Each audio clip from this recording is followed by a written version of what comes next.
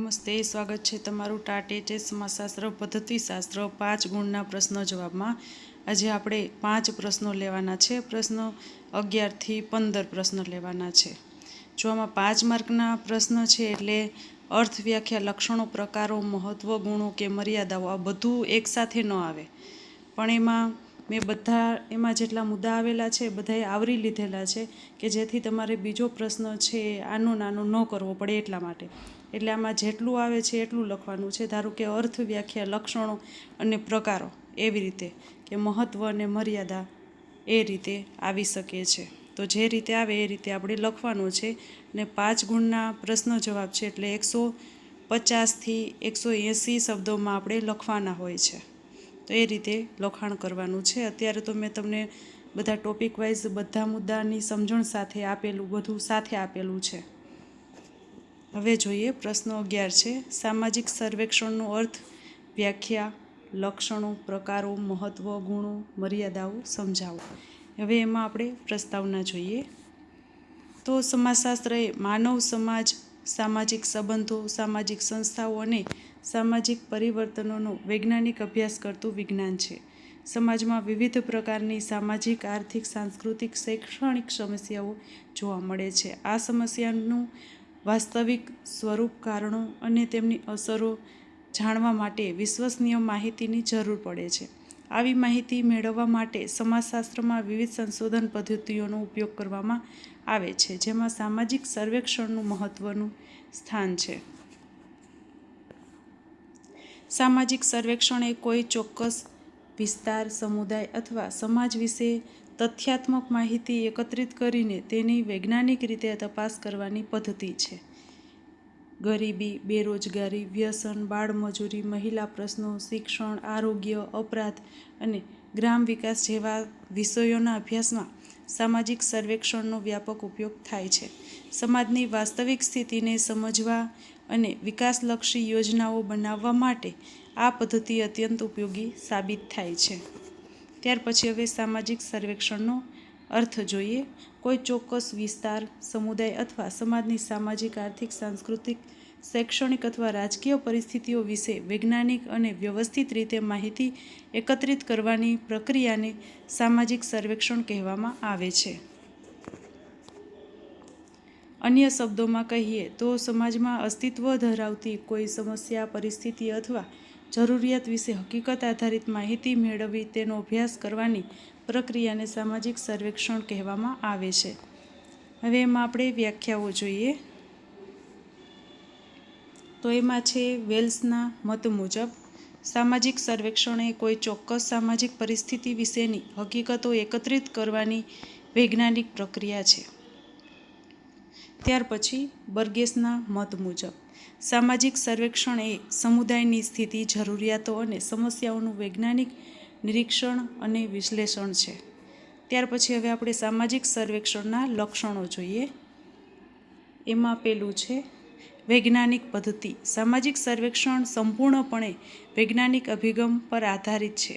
તેમાં માહિતીનું સંગ્રહ, વર્ગીકરણ, વિશ્લેષણ અને અર્થઘટન વ્યવસ્થિત રીતે કરવામાં આવે છે. સંશોધક કોઈપણ તારણ પર પહોંચતા પહેલાં તથ્યો અને પુરાવાઓનો આધાર લે છે.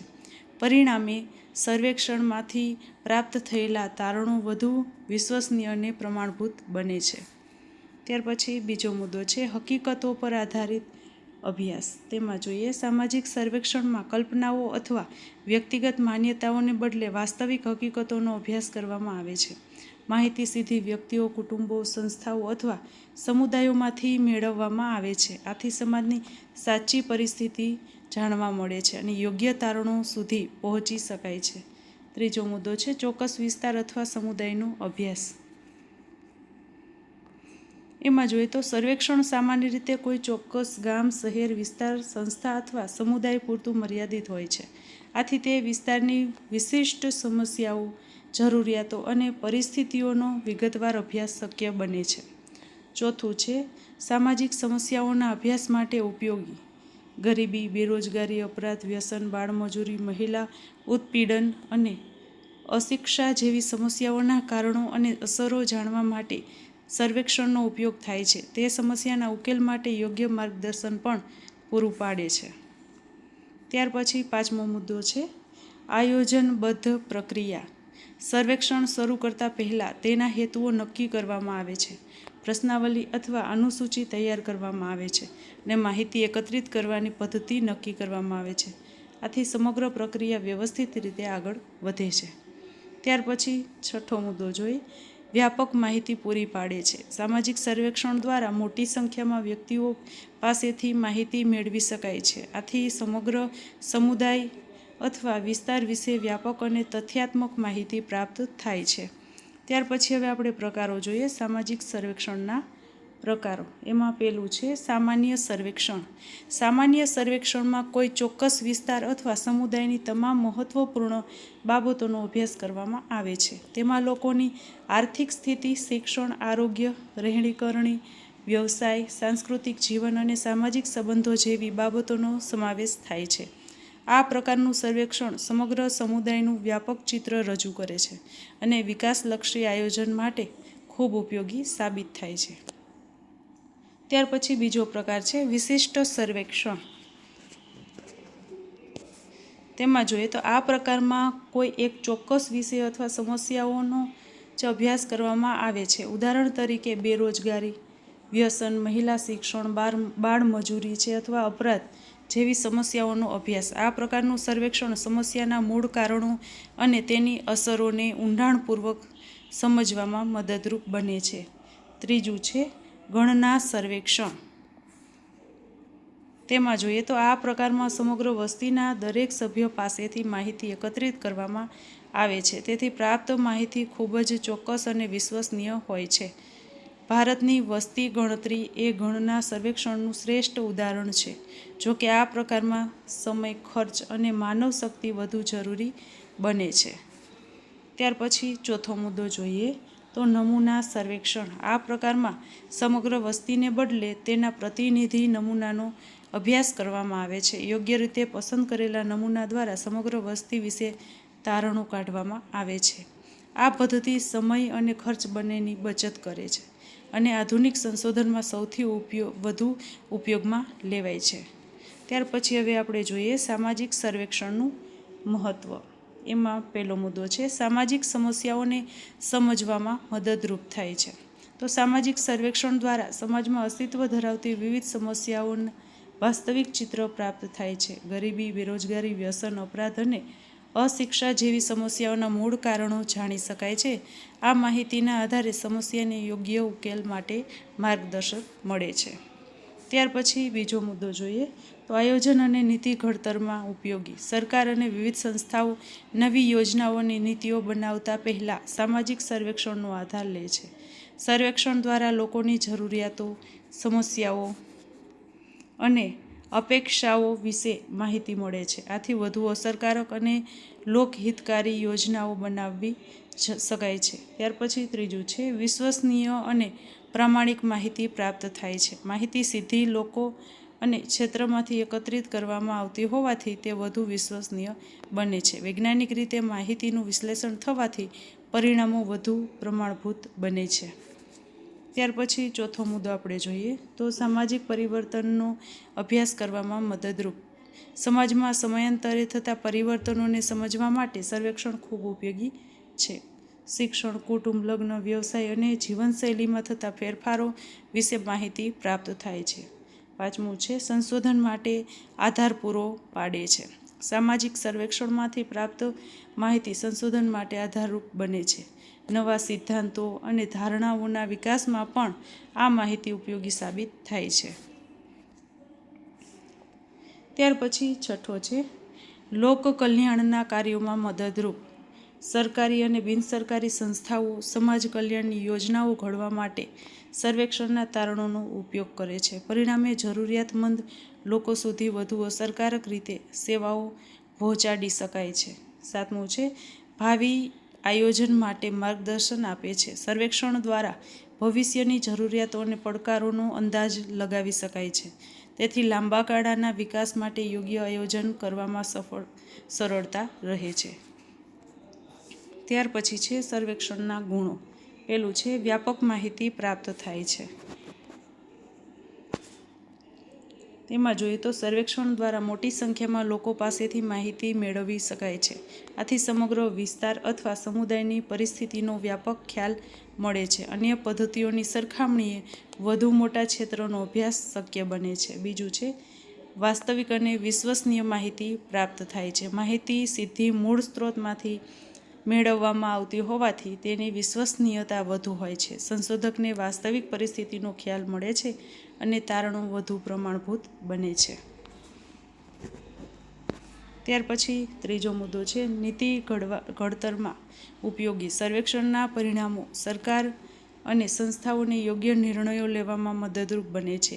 વિકાસલક્ષી યોજનાઓ વધુ અસરકારક રીતે અમલમાં મૂકી શકાય છે. ચોથું છે તુલનાત્મક અભ્યાસ શક્ય બને છે. વિવિધ વિસ્તારો, વર્ગો અથવા સમયગાળાઓ વચ્ચે તુલના કરીને મહત્વપૂર્ણ તારણો પ્રાપ્ત કરી શકાય છે. આથી સામાજિક પરિવર્તનોને વધુ સારી રીતે સમજી શકાય છે. ત્યાર પછી પાંચમો મુદ્દો છે સામાજિક સમસ્યાઓના ઉકેલમાં મદદરૂપ. સમસ્યાના મૂળ કારણો જાણવા મળતા તેના યોગ્ય અને કાયમી ઉકેલ શોધી શકાય છે. પરિણામે સમાજ કલ્યાણના પ્રયાસોને વધુ સફળ બનાવી શકાય. ત્યાર પછી છઠ્ઠો મુદ્દો છે આંકડાકીય વિશ્લેષણ સરળ બને છે. સર્વેક્ષણમાંથી પ્રાપ્ત માહિતીનું કોષ્ટકીકરણ અને આંકડાકીય વિશ્લેષણ સરળતાથી કરી શકાય છે. આથી વૈજ્ઞાનિક તારણો સુધી પહોંચી શકાય છે. ત્યાર પછી સાતમું જોઈએ ભાવિ સંશોધન માટે આધારરૂપ બને છે. સર્વેક્ષણમાંથી પ્રાપ્ત માહિતી ભવિષ્યમાં થનારા સંશોધન માટે ઉપયોગી સાબિત થાય છે અને નવા અભ્યાસ માટે માર્ગદર્શન આપે છે. ત્યાર પછી હવે આપણે જોઈએ સામાજિક સર્વેક્ષણની મર્યાદાઓ. એમાં પેલું છે વધુ ખર્ચાળ પદ્ધતિ. મોટા પાયે માહિતી એકત્રિત કરવા માટે વધુ નાણાં, કર્મચારીઓ અને સાધનોની જરૂર પડે છે. તેથી આ પદ્ધતિ ખર્ચાળ ગણાય છે. બીજું છે સમય સાધ્ય પ્રક્રિયા. માહિતી એકત્રિત કરવા, તેનું વર્ગીકરણ કરવા અને વિશ્લેષણ કરવા માટે ઘણો સમય લાગે છે. પરિણામે સંશોધન પૂર્ણ થવામાં વિલંબ થઈ શકે છે.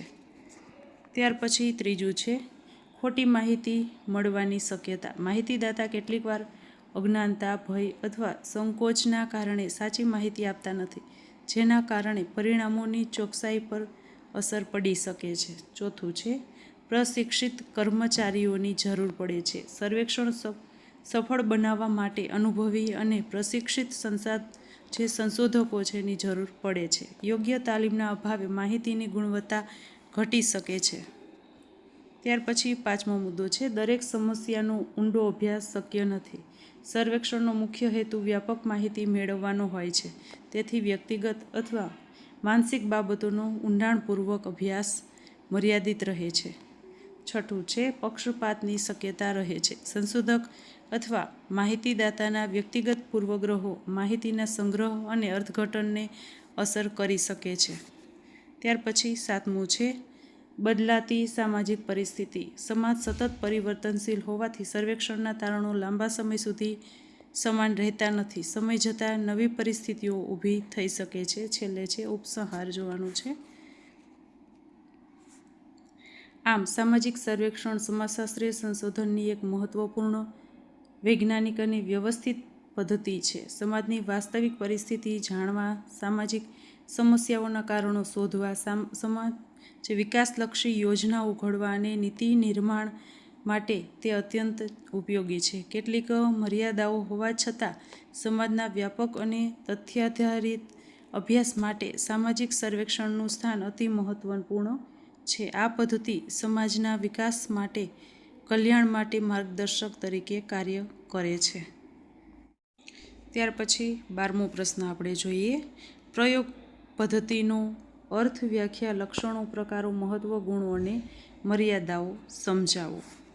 તેમાં આપણે પહેલાં પ્રસ્તાવના જોઈએ તો સમાજશાસ્ત્રમાં સામાજિક ઘટનાઓ, માનવીય વર્તન, સામાજિક સંબંધો અને સામાજિક સમસ્યાઓનો વૈજ્ઞાનિક અભ્યાસ કરવામાં આવે છે. કોઈપણ સામાજિક ઘટના પાછળ રહેલા કારણો અને તેના પરિણામો વિશે ચોક્કસ માહિતી મેળવવા માટે વિવિધ સંશોધન પદ્ધતિઓનો ઉપયોગ થાય છે. તેમાં પ્રયોગ પદ્ધતિ એક મહત્વપૂર્ણ અને વૈજ્ઞાનિક પદ્ધતિ ગણાય છે. આ પદ્ધતિમાં સંશોધક કોઈ ચોક્કસ પરિબળમાં નિયંત્રિત રીતે ફેરફાર કરીને તેની અસર અન્ય પરિબળો પર કેવી થાય છે તેનો અભ્યાસ કરે છે. પ્રયોગ પદ્ધતિ દ્વારા કારણ અને પરિણામ વચ્ચેનો સંબંધ સ્પષ્ટ રીતે સમજી શકાય છે. આ પદ્ધતિનો ઉપયોગ શિક્ષણશાસ્ત્ર, મનોવિજ્ઞાન, સમાજશાસ્ત્ર અને વર્તન વિજ્ઞાન જેવા ક્ષેત્રોમાં વિશેષ પ્રમાણમાં થાય છે. કારણ અને પરિણામના સંબંધની તપાસ કરવા માટે પ્રયોગ પદ્ધતિ અત્યંત ઉપયોગી અને વિશ્વસનીય માનવામાં આવે છે. ત્યાર પછી હવે આપણે જોઈએ પ્રયોગ પદ્ધતિનો અર્થ. કોઈપણ ચોક્કસ પરિબળમાં નિયંત્રિત રીતે ફેરફાર કરીને તેના કારણે થતા પરિણામોનું નિરીક્ષણ અને અભ્યાસ કરવાની પદ્ધતિને પ્રયોગ પદ્ધતિ કહેવામાં આવે છે. સરળ શબ્દોમાં કહીએ તો કોઈ ઘટના પાછળનું કારણ શોધવા માટે નિયંત્રિત પરિસ્થિતિમાં પરીક્ષણ કરવાની પદ્ધતિ એટલે પ્રયોગ પદ્ધતિ. વ્યાખ્યા છે ચેપિનના મત મુજબ.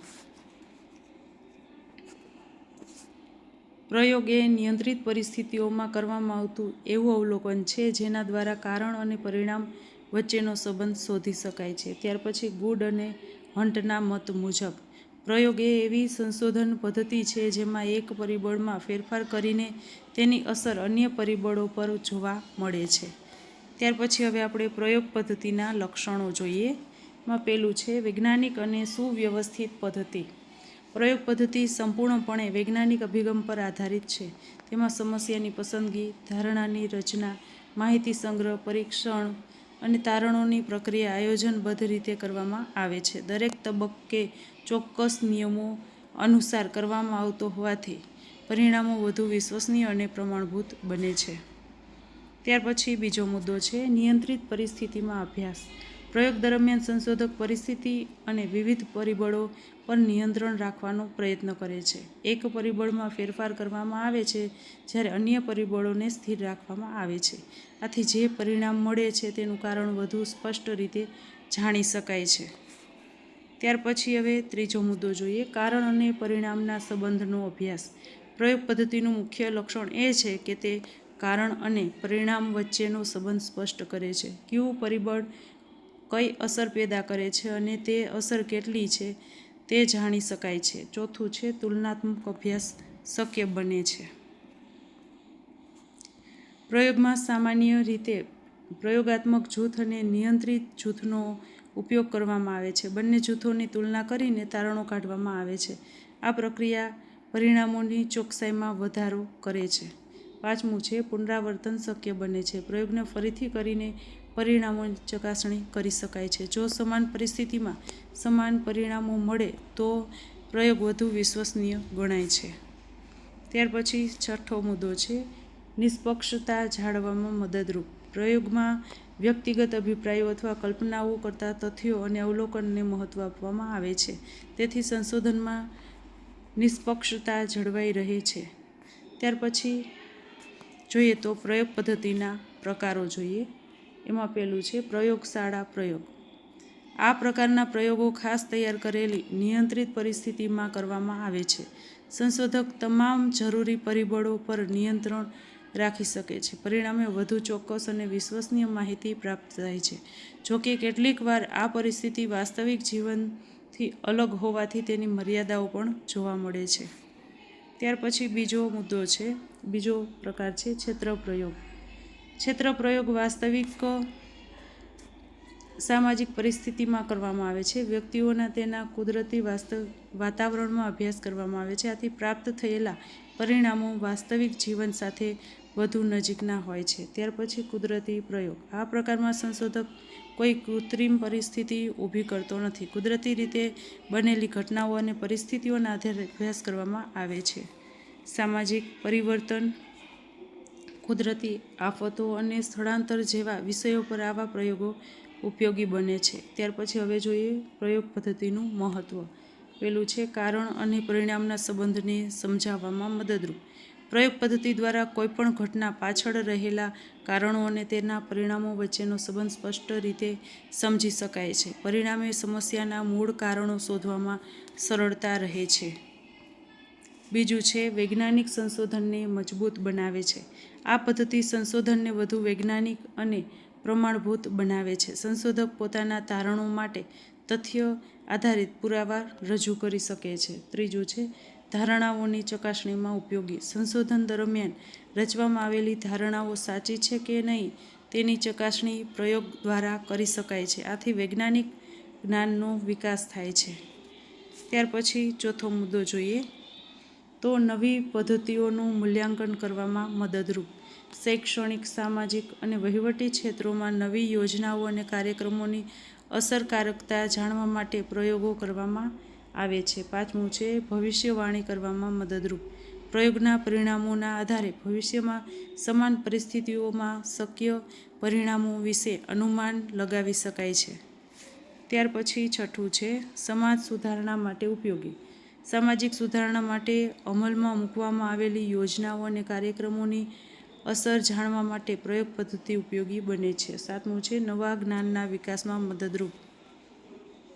એમાં જોઈએ તો પ્રયોગ દ્વારા નવા તથ્યો અને સિદ્ધાંતોની શોધ થાય છે, જેના કારણે સમાજશાસ્ત્રીય જ્ઞાનમાં વધારો થાય છે. ત્યાર પછી હવે જોઈએ પ્રયોગ પદ્ધતિના ગુણો. પેલું છે વધુ ચોક્કસ અને વિશ્વસનીય પરિણામો પ્રાપ્ત થાય છે. નિયંત્રિત પરિસ્થિતિમાં અભ્યાસ થતો હોવાથી પરિણામો વધુ ચોક્કસ અને વિશ્વસનીય બને છે. સંશોધકને કારણ અને પરિણામનો સ્પષ્ટ ખ્યાલ મળે છે. ત્યાર પછી બીજો જોઈએ કારણાત્મક સંબંધ સ્પષ્ટ થાય છે. અન્ય પદ્ધતિઓની તુલનામાં પ્રયોગ પદ્ધતિ કારણ અને પરિણામના સંબંધને વધુ સ્પષ્ટ રીતે સમજવામાં મદદરૂપ બને છે. ત્રીજું છે નિષ્પક્ષતા જળવાઈ રહે છે. પ્રયોગમાં વ્યક્તિગત અભિપ્રાયો કરતાં વાસ્તવિક માહિતી અને અવલોકનને મહત્ત્વ આપવામાં આવે છે, તેથી પરિણામો વધુ સ્પષ્ટ બને છે. ચોથું છે પુનરાવર્તન અને ચકાસણી શક્ય બને છે. પ્રયોગને વારંવાર કરીને પરિણામોની સત્યતા અને વિશ્વસનીયતા ચકાસી શકાય છે. પાંચમું છે ધારણાઓની ચકાસણીમાં ઉપયોગી. સંશોધન દરમિયાન રચાયેલી ધારણાઓ સાચી છે કે નહીં તે પ્રયોગ દ્વારા જાણી શકાય છે. છઠ્ઠું છે શિક્ષણ અને મનોવિજ્ઞાનમાં ઉપયોગી. નવી શિક્ષણ પદ્ધતિઓ, શૈક્ષણિક સાધનો અને માનવીય વર્તનના અભ્યાસ માટે આ પદ્ધતિ ખૂબ ઉપયોગી સાબિત થાય છે. સાતમું છે ભવિષ્યના સંશોધન માટે માર્ગદર્શન આપે છે. એમાં જોઈએ તો પ્રયોગના તારણો નવા સંશોધન માટે માર્ગદર્શન પૂરું પાડે છે અને જ્ઞાનના વિકાસમાં ફાળો આપે છે. ત્યાર પછી પ્રયોગ પદ્ધતિની મર્યાદાઓ જોઈએ તો એમાં પેલું છે સામાજિક જીવનમાં સંપૂર્ણ નિયંત્રણ શક્ય નથી. માનવ વર્તન અનેક સામાજિક, સાંસ્કૃતિક અને માનસિક પરિબળોથી પ્રભાવિત હોય છે, તેથી તમામ પરિબળોને નિયંત્રિત કરવું મુશ્કેલ બને છે. ત્યાર પછી બીજો મુદ્દો છે કૃત્રિમ પરિસ્થિતિની સમસ્યા. પ્રયોગશાળાની પરિસ્થિતિ ઘણીવાર વાસ્તવિક જીવનથી અલગ હોય છે. પરિણામે પ્રયોગના તારણો હંમેશા વાસ્તવિક જીવનમાં લાગુ પડે તે જરૂરી નથી. ત્રીજું છે ખર્ચાળ પદ્ધતિ. પ્રયોગ માટે સાધનો, સંશોધન સામગ્રી અને પ્રશિક્ષિત કર્મચારીઓની જરૂર પડે છે, તેથી આ પદ્ધતિ ખર્ચાળ બને છે. ચોથું છે સમય સાધ્ય પ્રક્રિયા. યોગ્ય આયોજન, અમલીકરણ અને વિશ્લેષણ માટે લાંબો સમય જરૂરી બને છે. પાંચમું છે નૈતિક મર્યાદાઓ. એમાં જોઈએ તો કેટલાક સામાજિક અને માનસિક વિષયો પર પ્રયોગ કરવો નૈતિક રીતે યોગ્ય ગણાતો નથી. છઠ્ઠું છે દરેક સમસ્યા માટે ઉપયોગી નથી. સમાજશાસ્ત્રની કેટલીક સમસ્યાઓ પર નિયંત્રિત પ્રયોગ કરવો શક્ય નથી, તેથી દરેક ક્ષેત્રમાં તેનો ઉપયોગ મર્યાદિત રહે છે. ત્યાર પછી સાતમું છે માનવીય વર્તનની જટિલતા. માનવ વર્તન ખૂબ જ જટિલ અને પરિવર્તનશીલ હોય છે, તેથી તેને સંપૂર્ણપણે પ્રયોગ દ્વારા સમજવું મુશ્કેલ બને છે. હવે આપણે ઉપસંહાર જોઈએ તો આમ પ્રયોગ પદ્ધતિ સમાજશાસ્ત્રીય સંશોધનની એક મહત્વપૂર્ણ વૈજ્ઞાનિક અને વિશ્વસનીય પદ્ધતિ છે. કારણ અને પરિણામના સંબંધને સમજવા, ધારણાઓ ચકાસણી કરવા અને નવા વિજ્ઞાનના વિકાસ માટે આ પદ્ધતિ અત્યંત ઉપયોગી છે. કેટલીક મર્યાદાઓ હોવા છતાં સમાજશાસ્ત્ર, શિક્ષણશાસ્ત્ર અને મનોવિજ્ઞાનના ક્ષેત્રોમાં પ્રયોગ પદ્ધતિનું વિશેષ સ્થાન રહેલું છે. 13મો પ્રશ્ન છે જીવંત વૃત્તાંત પદ્ધતિનો અર્થ, વ્યાખ્યા, લક્ષણો, મહત્વ, ગુણો અને મર્યાદાઓ સમજાવો. હવે એમાં પહેલાં આપણે પ્રસ્તાવના જોઈએ. સમાજશાસ્ત્રીય સંશોધનમાં વ્યક્તિના જીવન અનુભવો, વિચારો, લાગણીઓ, મૂલ્યો, માન્યતાઓ અને સામાજિક સંબંધોનો ઊંડાણપૂર્વક અભ્યાસ કરવો અત્યંત જરૂરી બને છે. ઘણી વખત વ્યક્તિના જીવનની આંતરિક અને સંવેદનશીલ બાબતો માત્ર પ્રશ્નાવલી, મુલાકાત અથવા અનુસૂચિ પદ્ધતિ દ્વારા સંપૂર્ણપણે જાણી શકાતી નથી. આવી પરિસ્થિતિમાં જીવન વૃત્તાંત પદ્ધતિ સંશોધક માટે અત્યંત ઉપયોગી સાધન બની રહે છે. આ પદ્ધતિ દ્વારા વ્યક્તિના સમગ્ર જીવનનો ક્રમિક વિગતવાર અને વૈજ્ઞાનિક અભ્યાસ કરવામાં આવે છે. વ્યક્તિના બાળપણથી લઈને વર્તમાન સમય સુધીના અનુભવો, સંઘર્ષો, સફળતાઓ, નિષ્ફળતાઓ, સામાજિક સંબંધો અને જીવન પરિસ્થિતિઓનું વિશ્લેષણ કરવામાં આવે છે. તેથી વ્યક્તિના વ્યક્તિત્વ અને સામાજિક પર્યાવરણ વચ્ચેના સંબંધોને સમજવામાં આ પદ્ધતિ મહત્વપૂર્ણ સ્થાન ધરાવે છે. ત્યાર પછી હવે આપણે જીવન વૃત્તાંત પદ્ધતિનો અર્થ જોઈએ. કોઈ વ્યક્તિના સમગ્ર જીવન અનુભવ, વિચારો, લાગણીઓ, જીવન પ્રસંગો, સામાજિક સંબંધો અને જીવનમાં બનેલી મહત્વપૂર્ણ ઘટનાઓનો ક્રમિક અને વિગતવાર અભ્યાસ કરવાની પદ્ધતિને જીવન વૃત્તાંત પદ્ધતિ કહેવામાં આવે છે. એમાં આપણે વ્યાખ્યા જોઈએ. પી.વી. યંગના મત મુજબ જોઈએ જીવન વૃત્તાંત એ વ્યક્તિ દ્વારા પોતાના જીવનના અનુભવો અને ઘટનાઓનું કરવામાં આવેલ વર્ણન છે. ત્યાર પછી ગુડ અને હન્ટના મત મુજબ વ્યાખ્યા જોઈએ તો જીવન વૃત્તાંત પદ્ધતિ વ્યક્તિના જીવનના મહત્વપૂર્ણ અનુભવો અને સામાજિક પરિસ્થિતિઓને સમજવાનું એક મહત્વપૂર્ણ સાધન છે. ત્યાર પછી જીવન વૃત્તાંત પદ્ધતિના લક્ષણો જોઈએ. તેમાં પહેલું છે વ્યક્તિ કેન્દ્રિત પદ્ધતિ. જીવન વૃત્તાંત પદ્ધતિનો મુખ્ય આધાર વ્યક્તિ છે. યાદ રાખજો, વ્યક્તિ કેન્દ્રિત પદ્ધતિ છે આ પદ્ધતિમાં વ્યક્તિના જીવનના દરેક મહત્વપૂર્ણ પાસાઓનો અભ્યાસ કરવામાં આવે છે.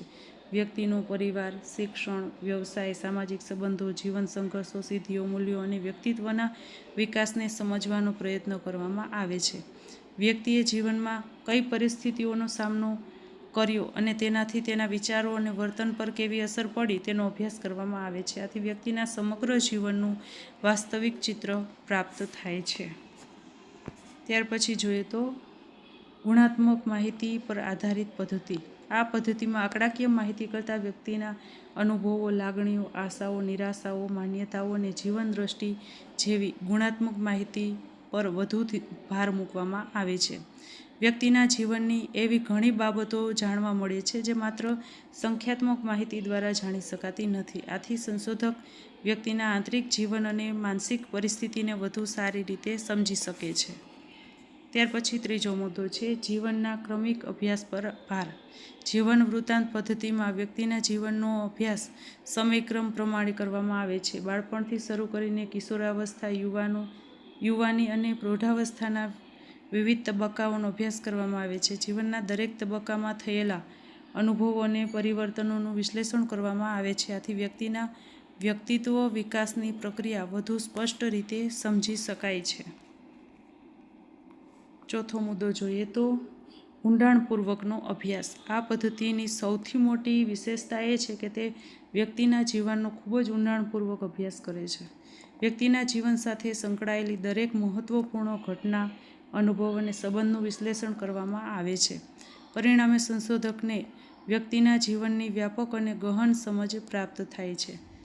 ત્યાર પછી પાંચમો મુદ્દો જોઈએ તો સામાજિક અને સાંસ્કૃતિક પરિબળોના અભ્યાસ માટે ઉપયોગી. વ્યક્તિનું જીવન સમાજ અને સંસ્કૃતિથી પ્રભાવિત હોય છે. જીવન વૃત્તાંત પદ્ધતિ દ્વારા પરિવાર, ધર્મ, શિક્ષણ, પરંપરા, સંસ્કૃતિ અને સામાજિક મૂલ્યોની વ્યક્તિ પર કેવી અસર પડી છે તેનો અભ્યાસ કરી શકાય છે. આથી વ્યક્તિ અને સમાજ વચ્ચેના ગાઢ સંબંધોને સમજવામાં સરળતા રહે છે. છઠ્ઠો મુદ્દો છે ભૂતકાળ અને વર્તમાન બંનેનો અભ્યાસ. આ પદ્ધતિમાં વ્યક્તિના ભૂતકાળના અનુભવો અને વર્તમાન જીવન વચ્ચેનો સંબંધ સમજવાનો પ્રયત્ન કરવામાં આવે છે. વ્યક્તિના બાળપણના અનુભવો અને તેના વર્તમાન વ્યક્તિત્વ અને વર્તન પર કેવી અસર કરે છે તે જાણી શકાય છે. આથી વ્યક્તિના જીવનનું સંપૂર્ણ અને સળંગ ચિત્ર પ્રાપ્ત થાય છે. સાતમો મુદ્દો છે દસ્તાવેજી આધાર ધરાવતી પદ્ધતિ. જીવન વૃત્તાંત પદ્ધતિમાં ડાયરી, પત્રો, આત્મકથા, જીવનચરિત્ર, સ્મરણો, પ્રમાણપત્રો અને અન્ય દસ્તાવેજોનો ઉપયોગ કરવામાં આવે છે. આ દસ્તાવેજો વ્યક્તિના જીવન વિશે વધુ વિશ્વસનીય અને વિગતવાર માહિતી પ્રદાન કરે છે. પરિણામે સંશોધન વધુ પ્રમાણભૂત અને વૈજ્ઞાનિક બને છે. આઠમું છે વૈજ્ઞાનિક વિશ્લેષણની શક્યતા. એમાં જોઈએ તો જીવન વૃત્તાંત દ્વારા પ્રાપ્ત માહિતીનું વૈજ્ઞાનિક રીતે વર્ગીકરણ, વિશ્લેષણ અને અર્થઘટન કરી શકાય છે. વિવિધ અનુભવો અને જીવન ઘટનાઓ વચ્ચેના સંબંધો શોધી શકાય છે. પરિણામે મહત્વપૂર્ણ તારણો પ્રાપ્ત થાય છે. ત્યાર પછી હવે જોઈએ જીવન વૃત્તાંત પદ્ધતિનું મહત્વ. એમાં પહેલો મુદ્દો છે વ્યક્તિના વ્યક્તિત્વને સમજવામાં મદદરૂપ. આ પદ્ધતિ દ્વારા વ્યક્તિના વિચારો, મૂલ્યો, વલણો, આદર્શો અને જીવન દ્રષ્ટિ વિશે ઊંડાણપૂર્વક માહિતી મળે છે. પરિણામે વ્યક્તિના વ્યક્તિત્વની રચના અને વિકાસને સમજવામાં મદદ મળે છે.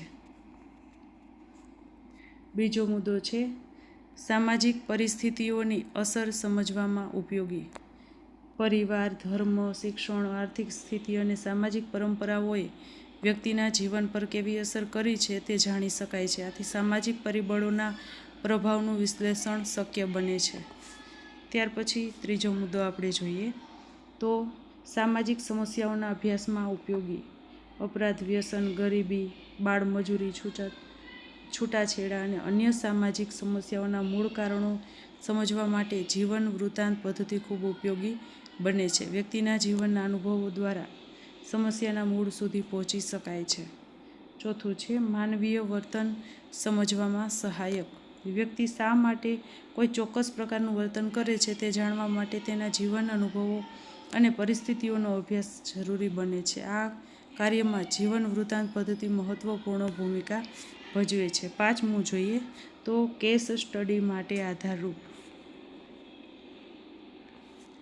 એમાં જોઈએ તો કેસ સ્ટડી પદ્ધતિમાં જીવન વૃત્તાંત ખૂબ મહત્વપૂર્ણ માહિતી પ્રદાન કરે છે. વ્યક્તિના જીવનના વિવિધ પાસાઓ વિશે વિસ્તૃત માહિતી મળવાથી કેસ સ્ટડી વધુ સમૃદ્ધ બને છે. છઠ્ઠું છે નવા સિદ્ધાંતોના વિકાસમાં મદદરૂપ. જીવન વૃત્તાંતમાંથી મળતી માહિતીના આધારે નવા તથ્યો અને નવી ધારણાઓ વિકસાવી શકાય છે. આથી સમાજશાસ્ત્રીય જ્ઞાનમાં વધારો થાય છે. ત્યાર પછી સાતમું જોઈએ સંશોધનને જીવંત અને અર્થપૂર્ણ બનાવે છે.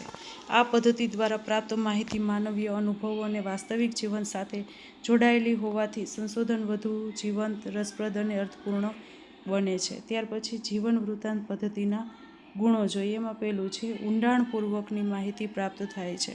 આ પદ્ધતિ દ્વારા વ્યક્તિના જીવનના વિવિધ પાસાઓ વિશે વિસ્તૃત અને ગહન માહિતી પ્રાપ્ત થાય છે. અન્ય ઘણી પદ્ધતિઓ કરતાં વધુ વિગતવાર માહિતી ઉપલબ્ધ બને છે. બીજું છે વ્યક્તિના આંતરિક જીવનને સમજવામાં મદદરૂપ. વ્યક્તિના વિચારો, લાગણીઓ, આશાઓ, નિરાશાઓ, ભયો અને સંઘર્ષો વિશે માહિતી પ્રાપ્ત થાય છે. પરિણામે વ્યક્તિના આંતરિક વ્યક્તિત્વને સમજવામાં મદદ મળે છે. ત્રીજું છે ગુણાત્મક સંશોધન માટે શ્રેષ્ઠ પદ્ધતિ. ગુણાત્મક પદ્ધતિ મેળવવા માટે આ પદ્ધતિ અત્યંત ઉપયોગી છે. સમાજશાસ્ત્ર, મનોવિજ્ઞાન અને શિક્ષણશાસ્ત્ર જેવા ક્ષેત્રોમાં તેનો વિશેષ ઉપયોગ થાય છે. ચોથું છે સામાજિક પરિબળોની અસર જાણી શકાય છે. એમાં જોઈએ તો વ્યક્તિના જીવન પર પરિવાર, શિક્ષણ, ધર્મ અને સંસ્કૃતિ જેવી સામાજિક સંસ્થાઓની કેવી અસર પડી છે તે જાણી શકાય છે. પાંચમું છે નવી ધારણાઓ અને સિદ્ધાંતો વિકસાવવામાં મદદરૂપ. જીવન વૃત્તાંતમાંથી પ્રાપ્ત માહિતીના આધારે નવા સંશોધન, પ્રશ્નો, ધારણાઓ અને સિદ્ધાંતો વિકસાવી શકાય છે. છઠ્ઠું છે માનવીય અભિગમ વિકસાવે છે. આ પદ્ધતિ સંશોધકને વ્યક્તિત્વના જીવનને નજીકથી સમજવાની તક આપે છે. પરિણામે સંવેદનશીલ અને માનવીય અભિગમનો વિકાસ થાય છે. સાતમું છે કેસ સ્ટડીને સમૃદ્ધ બનાવે છે. કેસ સ્ટડી માટે જરૂરી વિગતવાર માહિતી જીવન વૃત્તાંતમાંથી પ્રાપ્ત થાય છે. આથી અભ્યાસ વધુ અસરકારક અને વિશ્વસનીય બને છે. ત્યાર પછી જીવન વૃત્તાંત પદ્ધતિની મર્યાદાઓ જોઈએ. એમાં પહેલું જોઈએ વ્યક્તિગત પક્ષપાતની શક્યતા. વ્યક્તિ ઘણી વખત પોતાની છબી સારી દેખાય તે માટે કેટલીક બાબતો છુપાવી શકે છે અથવા કેટલીક બાબતોને વધારીને રજૂ કરી શકે છે. પરિણામે માહિતીની નિષ્પક્ષતા પર અસર પડે છે. ત્યાર પછી બીજું જોઈએ તો સ્મરણ શક્તિ પર વધુ આધાર. ઘણી માહિતી વ્યક્તિની યાદશક્તિ પર આધારિત હોય છે. જૂની ઘટનાઓ યાદ કરતી વખતે ભૂલો અથવા અધૂરી માહિતી મેળવવાની શક્યતા રહે છે. ત્રીજું છે સમય સાધ્ય પદ્ધતિ. એક વ્યક્તિના સમગ્ર જીવનનો અભ્યાસ કરવા માટે લાંબો સમય અને સતત સંપર્ક જરૂરી બને છે.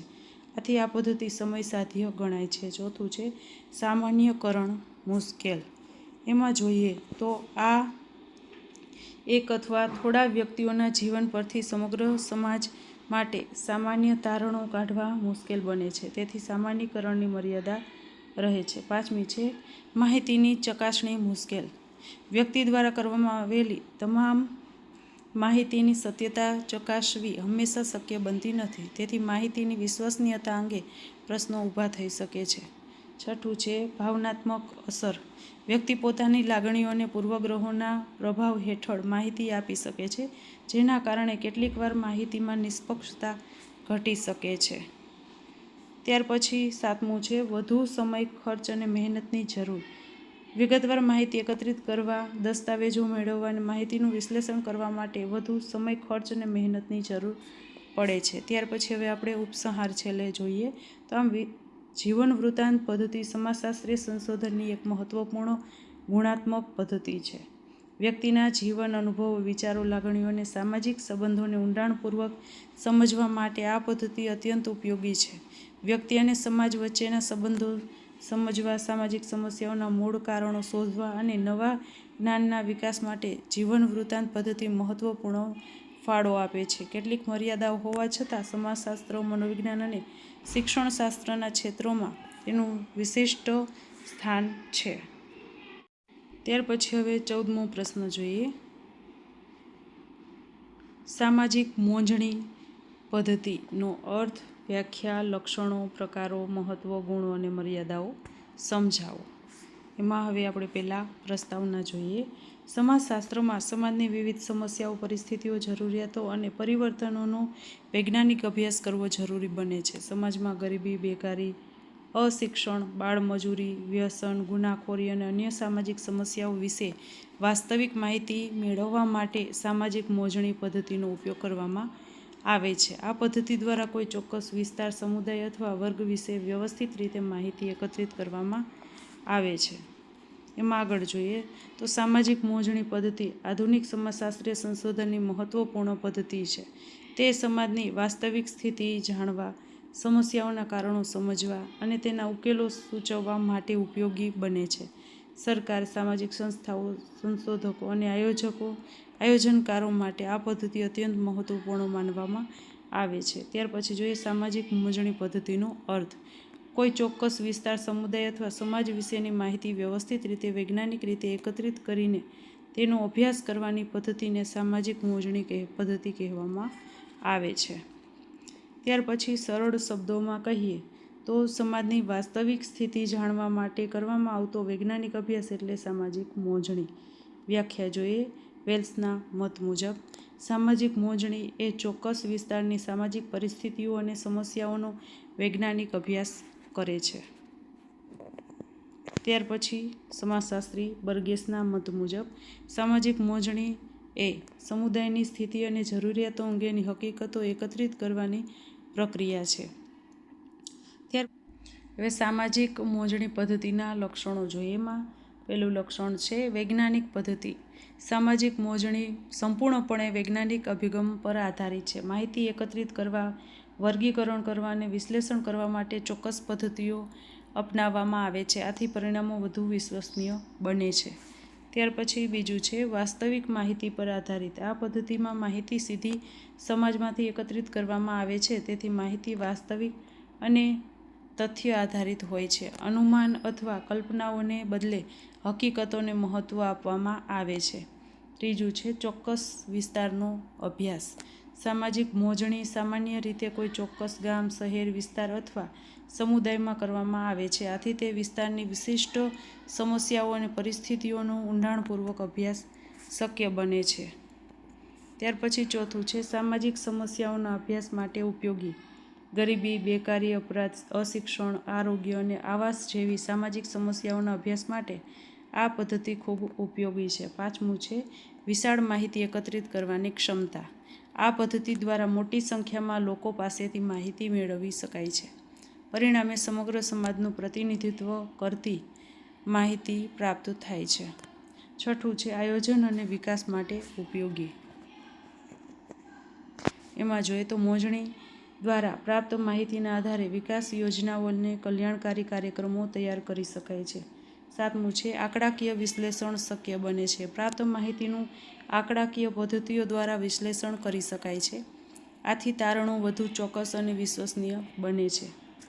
ત્યાર પછી હવે આપણે જોઈએ સામાજિક મોજણી પદ્ધતિના પ્રકારો. સામાન્ય મોજણી પહેલો પ્રકાર છે સમગ્ર સમાજ અથવા સમુદાયની સામાન્ય પરિસ્થિતિ વિશે માહિતી મેળવવા માટે કરવામાં આવતી મોજણી એટલે સામાન્ય મોજણી. ત્યાર પછી બીજો પ્રકાર છે વિશિષ્ટ મોજણી. કોઈ ચોક્કસ સમસ્યા અથવા વિષયના અભ્યાસ માટે કરવામાં આવતી મોજણી. ત્યાર પછી ત્રીજો પ્રકાર છે ગ્રામ્ય મોજણી. ગામડાની સામાજિક, આર્થિક, સાંસ્કૃતિક પરિસ્થિતિઓના અભ્યાસ માટે કરવામાં આવતી મોજણી. ચોથો પ્રકાર છે શહેરી મોજણી. શહેરોની સમસ્યાઓ, જીવનશૈલી અને સામાજિક પરિસ્થિતિઓ જાણવા માટે કરવામાં આવતી મોજણી. ત્યાર પછી સામાજિક મોજણી પદ્ધતિનું મહત્ત્વ જોઈએ. એમાં પહેલું છે સમાજની વાસ્તવિક પરિસ્થિતિ જાણવા મદદરૂપ. સામાજિક મોજણી દ્વારા સમાજની વાસ્તવિક પરિસ્થિતિ, વર્તમાન પરિસ્થિતિ અંગે ચોક્કસ માહિતી પ્રાપ્ત થાય છે. આથી સમાજની સમસ્યાઓ, જરૂરિયાતોનું સાચું ચિત્ર પ્રાપ્ત થાય છે. બીજું છે સામાજિક સમસ્યાઓના કારણો શોધવામાં ઉપયોગી. એમાં જોઈએ તો ગરીબી, બેકારી, વ્યસન અને અન્ય સમસ્યાઓના મૂળ કારણો જાણવા માટે મોજણી ખૂબ ઉપયોગી બને છે. ત્રીજું છે નીતિ નિર્માણમાં મદદરૂપ. સરકાર અને અન્ય સંસ્થાઓ મોજણીના પરિણામોના આધારે નવી યોજનાઓ અને નીતિઓ બનાવી શકે છે. ચોથું છે વિકાસ યોજનાઓ માટે આધારરૂપ. વિકાસ કાર્યો માટે જરૂરી માહિતી મોજણી દ્વારા પ્રાપ્ત થાય છે. પરિણામે યોગ્ય આયોજન શક્ય બને છે. ત્યાર પછી પાંચમું છે સામાજિક પરિવર્તનનો અભ્યાસ. સમાજમાં થતા પરિવર્તનો અને તેના પ્રભાવનો અભ્યાસ કરવા માટે આ પદ્ધતિ ઉપયોગી છે. છઠ્ઠું છે સંશોધન માટે માહિતી પૂરી પાડે છે. સમાજશાસ્ત્રીય સંશોધન માટે જરૂરી માહિતીનો મહત્વપૂર્ણ સ્ત્રોત તરીકે મોજણી કાર્ય કરે છે. ત્યાર પછી સાતમું છે સમાજ કલ્યાણ માટે ઉપયોગી. સમાજની જરૂરિયાતોને ઓળખીને કલ્યાણકારી કાર્યક્રમો તૈયાર કરવામાં મદદરૂપ બને છે. ત્યાર પછી સામાજિક મોજણી પદ્ધતિના ગુણો જોઈએ. પહેલું છે વિશાળ પ્રમાણમાં માહિતી પ્રાપ્ત થાય છે. ઘણા લોકો પાસેથી માહિતી મેળવી શકાય છે. પરિણામે વધુ વ્યાપક અભ્યાસ શક્ય બને છે. બીજું છે વાસ્તવિક અને વિશ્વસનીય માહિતી.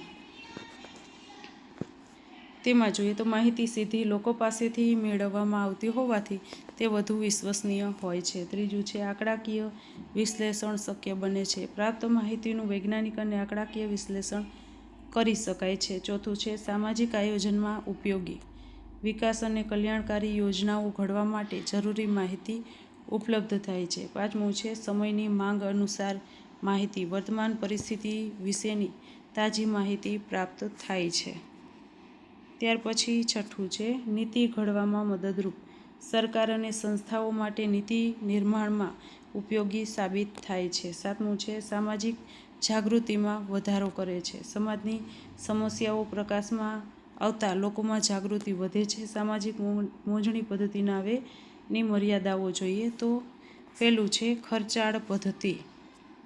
એમાં છે મોટા પાયે માહિતી એકત્રિત કરવા માટે વધુ નાણાકીય ખર્ચ થાય છે. બીજું છે સમય સાધ્ય પદ્ધતિ. માહિતી એકત્રિત કરવા, ગોઠવવા અને વિશ્લેષણ કરવા માટે ઘણો સમય લાગે છે. ત્રીજું છે ખોટી માહિતી મળવાની શક્યતા. ઘણી વખત ઉત્તરદાતાઓ છે સાચી માહિતી આપતા નથી. પરિણામે તારણો પર અસર પડી શકે છે. ચોથું છે પ્રશિક્ષિત કર્મચારીઓની જરૂર. મોજણી સફળ બનાવવા માટે કુશળ અને પ્રશિક્ષિત સંશોધકોની જરૂર પડે છે. પાંચમું છે દરેક સમસ્યાઓના ઊંડાણપૂર્વક અભ્યાસ શક્ય નથી. એમાં જોઈએ તો મોજણીમાં વ્યાપક માહિતી મળે છે પરંતુ ઘણી વખત ઊંડાણપૂર્વકની માહિતી પ્રાપ્ત થતી નથી. છઠ્ઠું છે પક્ષપાતની શક્યતા. માહિતી એકત્રિત કરનાર અથવા ઉત્તરદાતા બંનેના પક્ષપાતથી પરિણામો પ્રભાવિત થઈ શકે છે. સાતમું છે સતત સુધારાની જરૂર. સમાજ સતત બદલાતો હોવાથી મોજણીના પરિણામો લાંબા સમય સુધી યથાવત રહેતા નથી. ત્યાર પછી ઉપસંહાર જોઈએ. આમ સામાજિક મોજણી પદ્ધતિ સમાજશાસ્ત્રીય સંશોધનની એક મહત્વપૂર્ણ અને વ્યવહારુ પદ્ધતિ છે. સમાજની વાસ્તવિક પરિસ્થિતિ જાણવા, સામાજિક સમસ્યાઓના કારણો શોધવા, વિકાસ યોજનાઓ ઘડવા અને સમાજ કલ્યાણના કાર્યોને અસરકારક બનાવવા માટે આ પદ્ધતિ અત્યંત ઉપયોગી છે. કેટલીક મર્યાદાઓ હોવા છતાં આધુનિક સમાજશાસ્ત્રીય સંશોધનમાં આનું વિશિષ્ટ સ્થાન છે. હવે 15મો પ્રશ્ન છે સામાજિક આંતર માપદંડનો અર્થ, વ્યાખ્યા, લક્ષણો, મહત્વ, ગુણો અને મર્યાદાઓ સમજાવો. એમાં છે પ્રસ્તાવના તો સમાજમાં વિવિધ જાતિ, ધર્મ, ભાષા, સંસ્કૃતિ અને વર્ગના લોકો સાથે મળીને રહે છે. દરેક વ્યક્તિ અન્ય વ્યક્તિઓ અને જૂથો પ્રત્યે સમાન પ્રકારની લાગણી ધરાવતી નથી. કેટલાક જૂથો પ્રત્યે આત્મીયતા, મિત્રતા અને સ્વીકારની ભાવના જોવા મળે છે, જ્યારે કેટલાક જૂથો પ્રત્યે દૂરતા, અણગમો અથવા અસ્વીકારની લાગણી જોવા મળે છે. વ્યક્તિ અને જૂથો વચ્ચે રહેલી આ નજીકતા અને દૂરતાને સમાજશાસ્ત્રમાં સામાજિક અંતર તરીકે ઓળખવામાં આવે છે. સામાજિક અંતરનું વૈજ્ઞાનિક માપન કરવા માટે અમેરિકન સમાજશાસ્ત્રી એમોરી એસ. બોગાર્ડ્સ દ્વારા સામાજિક અંતર માપદંડની રચના કરવામાં આવી હતી.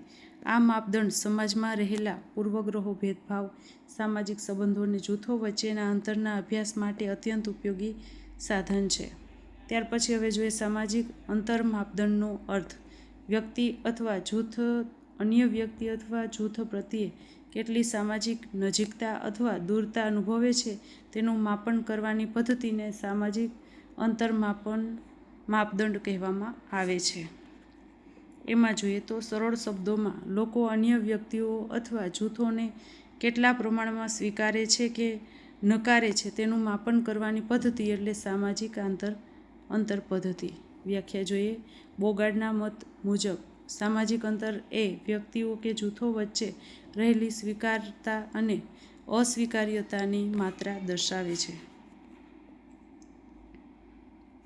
ત્યાર પછી જોઈએ સામાજિક આંતર માપદંડના લક્ષણો. પેલું છે સામાજિક સંબંધોનું માપન કરે છે. આ માપદંડ વ્યક્તિઓ અને જૂથો વચ્ચેના સંબંધોની ગુણવત્તા અને તીવ્રતાનું માપન કરે છે. લોકો અન્ય જૂથો સાથે કયા સ્તર સુધી સંબંધ રાખવા તૈયાર છે તે જાણી શકાય છે. આથી સમાજમાં રહેલા આંતરજૂથ સંબંધોનું વાસ્તવિક ચિત્ર પ્રાપ્ત થાય છે. બીજું છે મનોવૈજ્ઞાનિક આધાર ધરાવે છે. આ પદ્ધતિ વ્યક્તિના મનમાં રહેલા અભિગમો, લાગણીઓ, માન્યતાઓ અને પૂર્વગ્રહોને સમજવામાં મદદરૂપ બને છે. તેથી તે માત્ર સામાજિક નહીં પરંતુ મનોવૈજ્ઞાનિક અભ્યાસ માટે પણ ઉપયોગી છે. ત્રીજું છે જૂથો વચ્ચેના સંબંધોનો અભ્યાસ કરે છે. વિવિધ જાતિ, ધર્મ, ભાષા અને સાંસ્કૃતિક જૂથો વચ્ચેના સંબંધોનું મૂલ્યાંકન કરી શકાય છે. આથી સામાજિક સમરસતા અને વિભાજન બંનેને સમજવામાં મદદ મળે છે. ચોથું છે વલણ માપનનું સાધન છે. આ માપદંડ લોકોના સામાજિક વલણોનું માપન કરે છે. લોકો અન્ય સમુદાયોને કેટલા પ્રમાણમાં સ્વીકારે છે તે જાણી શકાય છે. પાંચમું છે ક્રમિક સ્વરૂપ ધરાવે છે. લગ્ન સંબંધ, મિત્રતા, પડોશી, સહકર્મચારી અને નાગરિક તરીકે સ્વીકાર જેવા વિવિધ સ્તરોના આધારે સામાજિક અંતરનું માપન કરવામાં આવે છે. છઠ્ઠું છે તુલનાત્મક અભ્યાસ માટે ઉપયોગી. વિવિધ સમાજો, પ્રદેશો અને સમયગાળાઓ વચ્ચે તુલના કરી શકાય છે. પરિણામે સામાજિક પરિવર્તનોનો અભ્યાસ સરળ બને છે. ત્યાર પછી સાતમું છે વૈજ્ઞાનિક પદ્ધતિ. માહિતી એકત્રીકરણ કરવાની અને તેનું વિશ્લેષણ કરવાની સુનિયોજિત પદ્ધતિ હોવાથી આ માપદંડ વૈજ્ઞાનિક અને પ્રમાણભૂત ગણાય છે. ત્યાર પછી સામાજિક અંતર માપદંડનું મહત્ત્વ. એમાં પેલું છે પૂર્વગ્રહો અને ભેદભાવને ઓળખવામાં મદદરૂપ. તો સમાજમાં રહેલા જાતિવાદ, વર્ણભેદ, કોમવાદ, ભાષાવાદ અને અન્ય પ્રકારના પૂર્વગ્રહોને ઓળખવામાં આ પદ્ધતિ અત્યંત ઉપયોગી છે. લોકો કયા જૂથો પ્રત્યે નકારાત્મક અભિગમ ધરાવે છે તે જાણી શકાય છે. પરિણામે સામાજિક ભેદભાવ ઘટાડવા માટે અસરકારક પગલાં લઈ શકાય છે. બીજું છે સામાજિક એકીકરણનું મૂલ્યાંકન. સમાજમાં વિવિધ જૂથો વચ્ચે કેટલો સુમેળ અને સહકાર છે તે જાણી શકાય છે. ઓછું સામાજિક અંતર સમાજમાં વધુ એકતા અને ભાઈચારાનું સૂચક છે, જ્યારે વધુ અંતર સામાજિક વિભાજન દર્શાવે છે. ત્રીજું છે સામાજિક સમસ્યાઓના અભ્યાસમાં ઉપયોગી. અસ્પૃશ્યતા, જાતિભેદ, કોમવાદ અને સામાજિક અસમાનતા જેવી સમસ્યાઓના અભ્યાસ માટે આ પદ્ધતિ અસરકારક સાબિત થાય છે. સમસ્યાઓ પાછળ રહેલા વલણોને સમજવામાં મદદરૂપ થાય છે. ચોથું છે નીતિ નિર્માણમાં મદદરૂપ. સરકાર અને સામાજિક સંસ્થાઓ આ પદ્ધતિના તારણોના આધારે સામાજિક સમરસતા અને રાષ્ટ્રીય એકતા માટે યોજનાઓ ઘડી શકે છે. પાંચમું છે સામાજિક પરિવર્તનનો અભ્યાસ. સમય સાથે લોકોના વલણોમાં થતા ફેરફારોનું માપન કરી શકાય છે. આથી આધુનિકીકરણ અને સામાજિક વિકાસની પ્રક્રિયાઓને સમજવામાં મદદ મળે છે. ત્યાર પછી છઠ્ઠું છે આંતરજૂથ સંબંધોને મજબૂત બનાવે છે. જૂથો વચ્ચેના અંતરને ઓળખીને તેને ઘટાડવાના પ્રયત્નો કરી શકાય છે. પરિણામે સામાજિક સુમેળ અને સહકારમાં વધારો થાય છે. સાતમું છે સમાજશાસ્ત્રીય સંશોધનમાં ઉપયોગી. સામાજિક સંબંધો અને વલણોના અભ્યાસ માટે જરૂરી માહિતી પ્રદાન કરતું આ એક મહત્વપૂર્ણ સંશોધન સાધન છે. ત્યાર પછી હવે સામાજિક અંતર માપનના ગુણો જોઈએ. એમાં પહેલું છે સામાજિક વલણોનું વૈજ્ઞાનિક માપન શક્ય બને છે. આ પદ્ધતિ દ્વારા વ્યક્તિઓ અને જૂથોના વલણોનું વૈજ્ઞાનિક રીતે માપન કરી શકાય છે. લોકોના વિચારો અને લાગણીઓનો માત્ર અંદાજ નહીં પરંતુ પ્રમાણભૂત માહિતી પ્રાપ્ત થાય છે. પરિણામે સંશોધન વધુ વિશ્વસનીય બને છે. ત્યાર પછી બીજો મુદ્દો છે પૂર્વગ્રહો અને ભેદભાવને ઓળખવામાં મદદરૂપ. સમાજમાં રહેલા છુપાયેલા પૂર્વગ્રહો અને ભેદભાવોને ઓળખી શકાય છે. કયા જૂથો પ્રત્યે લોકો વધુ સ્વીકાર્યતા અથવા અસ્વીકાર્યતા ધરાવે છે તે સ્પષ્ટ થાય છે. આથી સામાજિક સમસ્યાઓના ઉકેલ માટે યોગ્ય આયોજન કરી શકાય છે. ત્રીજું છે સામાજિક એકતા અને સમરસતાનું મૂલ્યાંકન કરે છે. વિવિધ જૂથો વચ્ચે કેટલો સુમેળ અને સહકાર છે તે જાણી શકાય છે. આથી સમાજમાં એકતા અને ભાઈચારાની સ્થિતિનું મૂલ્યાંકન સરળ બને છે. ત્યાર પછી ચોથો મુદ્દો જોઈએ તુલનાત્મક અભ્યાસ માટે ઉપયોગી. વિવિધ પ્રદેશો, સમાજો અને સમયગાળાઓ વચ્ચે તુલના કરી શકાય છે. આથી સામાજિક પરિવર્તનની દિશા અને ગતિ જાણી શકાય છે. પાંચમું છે સરળ અને વ્યવહારુ પદ્ધતિ. એમાં જોઈએ તો આ પદ્ધતિ સરળ હોવાથી તેનો ઉપયોગ મોટી સંખ્યામાં લોકો પર પણ કરી શકાય છે. માહિતી એકત્રિત કરવી અને તેનું વિશ્લેષણ કરવું સરળ બને છે. છઠ્ઠું છે નીતિ નિર્માણમાં મદદરૂપ. સામાજિક સમરસતા વધારવા અને ભેદભાવ ઘટાડવા માટે સરકાર અને સંસ્થાઓને જરૂરી માહિતી પૂરી પાડે છે. ત્યાર પછી સાતમું જોઈએ તો ઓછા ખર્ચે અને ઓછા સમયમાં અભ્યાસ શક્ય. અન્ય સંશોધન પદ્ધતિઓની સરખામણીમાં ઓછા ખર્ચ અને ઓછા સમયમાં અભ્યાસ પૂર્ણ કરી શકાય છે. તેથી મોટા પ્રમાણમાં સંશોધનમાં તેનો ઉપયોગ વધુ થાય છે. આઠમું છે સમાજશાસ્ત્રીય સંશોધનમાં મહત્વપૂર્ણ સાધન. સામાજિક સંબંધો, જૂથ વર્તન, પૂર્વગ્રહો અને સામાજિક પરિવર્તનના અભ્યાસ માટે આ પદ્ધતિ ખૂબ ઉપયોગી માહિતી પ્રદાન કરે છે. ત્યાર પછી સામાજિક અંતર માપદંડની મર્યાદાઓ જોઈએ. માં પહેલું છે વાસ્તવિક લાગણીઓ હંમેશા વ્યક્ત થતી નથી. ઘણી વખત ઉત્તરદાતાઓ પોતાના સાચા વિચારો વ્યક્ત કરતા નથી. સામાજિક પ્રતિષ્ઠા જાળવવા અથવા ટીકા ટાળવા માટે તેઓ અલગ જવાબ આપી શકે છે. પરિણામે માહિતીની ચોકસાઈ પર અસર પડે છે. ત્યાર પછી બીજું છે વ્યક્તિગત પક્ષપાતની અસર. ઉત્તરદાતાના પૂર્વગ્રહો, માન્યતાઓ અને વ્યક્તિગત અનુભવો જવાબોને પ્રભાવિત કરી શકે છે, જેના કારણે પરિણામોમાં પક્ષપાત આવી શકે છે. ત્રીજું છે સામાજિક પરિસ્થિતિઓ બદલાતી રહે છે.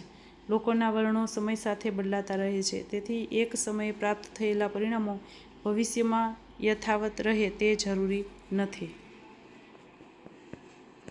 ત્યાર પછી ચોથો મુદ્દો છે માત્ર અંતરનું માપન કરે છે, કારણોનું નહીં.